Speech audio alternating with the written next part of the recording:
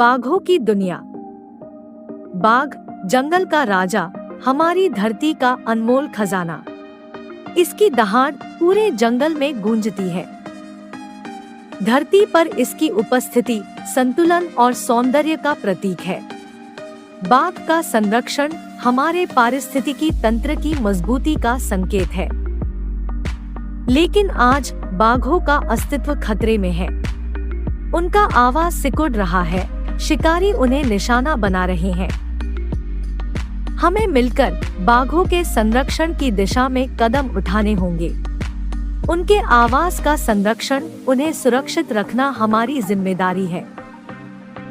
आइए जागरूकता फैलाएं और बाघों के लिए सुरक्षित स्थान बनाएं।